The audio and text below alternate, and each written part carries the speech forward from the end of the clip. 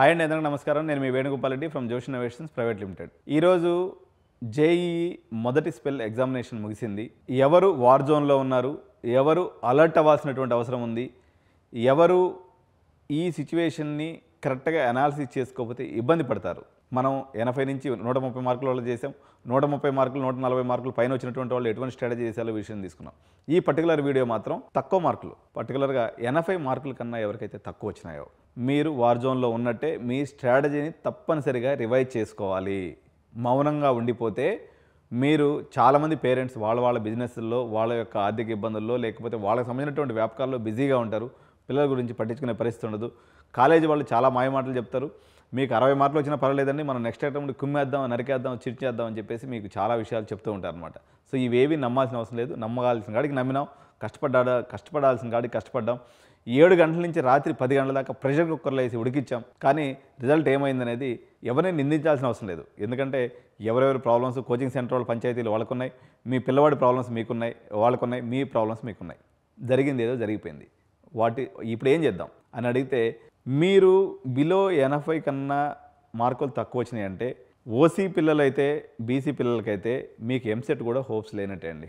మీకు ఇంతకన్నా తక్కువ మార్కులు వచ్చి మీరు పూర్తి స్థాయి గరీబ్ అంటే ఫీజులు కూడా కట్టుకోలేనటువంటి పరిస్థితిలో ఉంటే తప్ప ఎంసెట్ మీద ఫోకస్ పెట్టడం కూడా వేస్టే. ఎందుకంటే ఈరోజు ఎంసెట్ కాలేజీల్లో కూడా 1,30,000 నుంచి 2 లక్షల ఫీజులు అయిపోతున్నాయి. ఈ సంవత్సరం కొత్త ఫీజులు రెడీ అయిపోతున్నాయి. తెలంగాణ రాష్ట్రంలో కానీ ఏపీలో కూడా ఫీజులన్నీ రివైజ్ అయిపోతున్నాయి. 1,00,000 నుంచి 2 లక్షల రూపాయల ఫీజులు ఉన్నాయన్నమాట.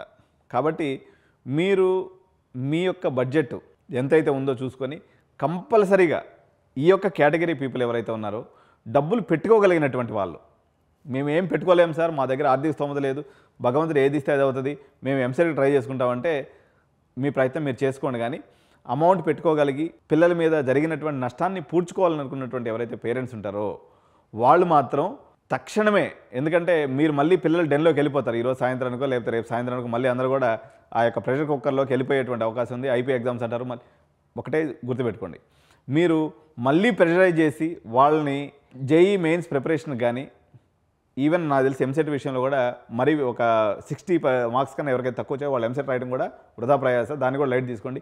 Focus on intermediate. ఓకే, అదృష్టం కొద్దీ మీ పిల్లలు బాగా ప్రజెంటేషన్ చేయగలిగి ఎవరికైతే మంచి పర్సంటేజ్ ఉండిందనుకోండి, దాని మీద కొన్ని మంచి కాలేజీలు మనం తెచ్చుకునేటువంటి అవకాశం ఉంటుంది. దాని మీద ఫోకస్ పెట్టండి. ఐపీ ఎగ్జామ్స్ మీద ఫోకస్ పెట్టండి. ఎటువంటి కాంపిటీషన్ ఎగ్జామ్స్ రాసినందువల్ల 60 మార్క్స్ కన్నా జేఈ తక్కువ వచ్చినటువంటి పిల్లలు ఏ కాంపిటీషన్ ఎగ్జామ్స్ కూడా మ్యాక్సిమం చేంజ్ చేసే అవకాశం లేదు. మీకు ఉన్నటువంటి దారి ఎంసెట్లో ఉన్నటువంటి టైర్ 4 కాలేజెస్ లేకపోతే టైర్ 3 కాలేజెస్లో వచ్చినటువంటి బ్రాంచ్ తీసుకొని ఫీజు రీయింబర్స్మెంట్లో చదువుకోవడం ఒక మార్గం. రెండో మార్గం వచ్చేసి, ఏదైతే పెద్ద కాలేజెస్ ఉన్నాయో మీరు డబ్బులు పెట్టుకోగలరో వాళ్ళు వచ్చేసి ఇప్పుడు ఏదైనా సరే సీట్లు నిండే కొంది రేటు పెరుగుతూ పోతుందండి. ఇప్పుడు ఉదాహరణకి ఎస్ఆర్ఎంలో తీసుకున్నప్పుడు ఇప్పుడు 2.5 lakhs 2 lakhs కూడా సీటు దొరుకుతుందంట. మీరు అది కాలక్రమం పోయేసరికి ఏప్రిల్లో వచ్చేసరికి లేకపోతే మీకు 4 లక్షల వరకు అది డొనేషన్ వెళ్ళిపోతుంది. మీకు కావాల్సిన బ్రాంచ్లు దొరకవు. మీరు పెద్ద కాలేజీలు ఏదైతే ఉన్నాయో, అమృత అనుకోండి, ఎస్ఆర్ఎం అనుకోండి, ఎస్ఆర్ఎం ఢిల్లీ అనుకోండి, లేకపోతే మణిపాల్ లాంటి కాలేజెస్కి పోవాలనుకున్నారు, లేకపోతే కామెడీకి మన బెంగళూరులో పెద్ద కాలేజెస్కి వెళ్ళదలుచుకున్నారు, వీళ్ళు మాత్రం ఎర్లీ బర్డ్ ఆఫర్లోకి రావడమే మంచి మార్గం. సో పిల్లల పాటికి పిల్లలు వదిలేసేయండి. ఇంక వాళ్ళని పెద్ద కౌన్సిలింగ్ చేయాల్సినటువంటి అవసరం కూడా లేదు. ఇంజనీరింగ్ అని మీరు ఫిక్స్ అయిపోతే, ఇంజనీరింగ్ కాదు మేము అలైడ్ బ్రాంచెస్కో లేకపోతే ఇతర ఆల్టర్నేటివ్ సోర్సెస్ని ఎత్తుకుంటామండి, ఇప్పుడు అసలు కంప్యూటర్ సైన్స్ పరిస్థితే బాగాలేదని చెప్పేసి మీరే చెప్తున్నారు కదా అనుకున్నటువంటి వాళ్ళు తప్పనిసరిగా స్టూడెంట్ని తీసుకొని కౌన్సిలింగ్ రావాల్సి ఉంటుంది. రిమైనింగ్ పేరెంట్స్ మాత్రం మీరు ఫిక్స్ అయిపోయినారు, నేను మోనార్క్ని, నా మాట ఎలాగో అందరి నాలనేటువంటి పేరెంట్స్ అందరూ కూడా మీరు డిసైడ్ అయిపోయినటువంటి కాలేజెస్కి మీరు మనీ పెట్టి బుక్ చేసుకునే టైం అయితే ఆసన్నం అయిపోయింది. మ్యాక్సిమం మీరు వెయిట్ చేయగలిగినటువంటి రోజులు వచ్చేసి మరో వారం 10 రోజులు.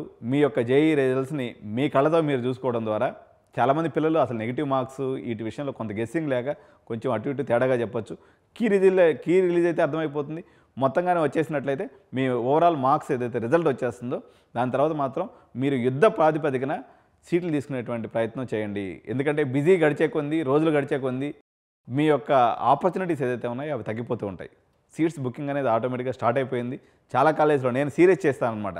సో ఎవరైతే 50 lakhs 60 lakhs బడ్జెట్లో ఏమేం కాలేజెస్ ఉన్నాయి జోన్లు వారీగా అంటే హైదరాబాద్, బెంగళూరు, చెన్నై, కోయంబత్తూరు, ఢిల్లీ, అదేవిధంగా డెహ్రాడూన్, అదేవిధంగా ఆల్ అదర్ పార్ట్స్ ఆఫ్ ఇండియాలో ఎక్కడున్నాయి, లేదా ఇతర కంట్రీస్లో ఎక్కడ అవకాశాలు ఉన్నాయనేది ఒక సిరీస్ చేస్తాను.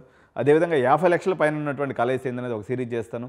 అదేవిధంగా 40 లక్షల పైన ఉన్నటువంటి కాలేజీలు, 30 లక్షల పైన ఉన్నటువంటి కాలేజీలు, 20 లక్షల పైన ఉన్నటువంటి కాలేజీలు, 10 లక్షల పైన ఉన్నటువంటి కాలేజీలు, ఈ 6 కేటగిరీస్ సంబంధించి ఒక్కొక్క జోన్ల వారీగా నేను వీడియోస్ అనేది ఎప్పటికప్పుడు రిలీజ్ చేయడం జరుగుతుంది. కాబట్టి మీరు ఎక్కడ ఛానల్ని మిస్ చేసుకోవద్దు. మీ యొక్క సిచ్యువేషన్ అంటే మీరు నిమ్మలంగా ప్రశాంతంగా నోట్స్ రాసుకొని వస్తానంటే సరే కానీ జనరల్గా మీరు పర్సనలైజ్డ్ కౌన్సిలింగ్ తీసుకున్నట్లయితే నేను తీసుకునేది కేవలం 10,000 రూపాయలు మాత్రమే. మీరు పెట్టబోయేటువంటి 50 లక్షల ఇన్వెస్ట్మెంట్ ముందు ఈ 10,000 అనేది చాలా చిన్న విషయం. దీనివల్ల చాలా మంచి రోడ్ మ్యాప్ నేను మీకు ఇవ్వడం జరుగుతుంది. ఎటు వెళ్ళాలి, ఏం చేసుకోవాలి, ఎలా ముందుకు పోవాలి. ఈ సిచ్యువేషన్ అనేది చాలామంది ఏం చేస్తారంటే మీ ఇంట్లో ఎవరైనా చదువుకున్న పిల్లలు కానంటే వాళ్ళని అడుగుతూ ఉంటారు. వాళ్ళు ఒక పర్టికులర్ ఏరియాకి పరిమితం అయిపోయి ఉంటారండి. వాళ్ళు చదువుకున్నటువంటి రోజులు ఉన్నటువంటి పరిస్థితులకి, ఆ రోజు ఉన్నటువంటి ఎంప్లాయబిలిటీ ఆపర్చునిటీస్కి, ఈ రోజు ఉన్నటువంటి గ్రిమ్ సిచ్యువేషన్కి చాలా తేడా ఉంది. మీరు ప్రాపర్గా ప్లాన్ చేసుకోకపోతే ఇప్పుడు ఆల్రెడీ ఒక అపజయం లేదా ఒక ఫెయిల్యూర్ అనేది మిమ్మల్ని హిట్ చేసింది. ఎందుకని మీరు ఎక్స్పెక్టేషను ఐఐటి జేఈని పెట్టుకొని లేకపోతే ఎన్ఐటి కాలేజెస్ని పెట్టుకొని జిఎఫ్టిఎస్ కాలేజెస్ని పెట్టుకొని ఐఐటీస్ని పెట్టుకొని మీరు ఇప్పటి వరకు 4 ఏళ్ళు సంవత్సరానికి 3 లక్షల రూపాయలు 2.5 లక్షల రూపాయలు కష్టపెట్టి ఒక కార్పొరేట్ నమ్మి మీరు వాళ్ళతో ఉన్నారు. కానీ ఫలితం వచ్చేసి మీకు వ్యతిరేకంగా వచ్చింది. ఇది మీరు మేల్కొనాల్సినటువంటి సమయం. ఇది మీరు మేల్కొనండి. ఒక్కసారి స్ట్రాటజీ ప్లాన్ తీసుకోండి. ఒక కౌన్సిలర్, ఇప్పుడు నేను ఒక కౌన్సిలర్ని, నాలాంటి కౌన్సిలర్స్ ఇంకొంతమంది కూడా ఉండొచ్చు. మీరు అనాలిసిస్ చేసుకోండి, కంపేర్ చేసుకోండి, నోట్స్ ప్రిపేర్ చేసుకోండి. ఎందుకంటే ఈ ఇంటర్మీడియట్ తర్వాత మీరు తీసుకోబోయేటువంటి నిర్ణయం మీ పిల్లల యొక్క ఎంటైర్ భవిష్యత్తు ఏదైతే ఉందో దాని మొత్తాన్ని ఇంపాక్ట్ చేస్తుంది. అదేవిధంగా మేము సంపాదిస్తున్నాం కదండి మాకేం ఇబ్బంది లేదనొచ్చు. మీరు సంపాదన కరగదీయడం పిల్లలకి పెద్ద పని కాదు. మనం జీవితాంతం సంపాదించింది 10 ఏళ్లలో వాళ్ళు లేపేస్తారు. మీరు ప్రాపర్ ప్లానింగ్ చేసుకోవాలి. ప్రాపర్ విధానంతో వాళ్ళని ముందుకు తీసుకెళ్ళినట్లయితే వాళ్ళ కాళ్ళ మీద వాళ్ళు నిలబడి మీకు భారం కాకుండా ఉంటారు. సో ఇది డెసిషన్ తీసుకోవాల్సినటువంటి టైం. మీరు ఎంత బిజీ షెడ్యూల్ ఉన్నట్లకి మీరు సమయాన్ని కేటాయించండి. కొంత ప్రిపరేషన్ చేసుకోండి. పిల్లవాళ్ళు ప్రిపరేషన్ చేసే అవసరం లేదు, ఇంకా అయిపోయింది వాళ్ళది. వాళ్ళు చేయాల్సిన కాడికి కష్టపడ్డారు, వాళ్ళు డెలివరీ చేయగలిగిన కాడికి చేశారు. ఇప్పుడు హోంవర్క్ చేయాల్సినటువంటి బాధ్యత తల్లి మరియు తండ్రి మీద ఉంది. సో మీ హోంవర్క్ని స్టార్ట్ చేయండి. సమయం చాలా తక్కువ ఉంది మిత్రమా. Thank you so much. జై హింద్.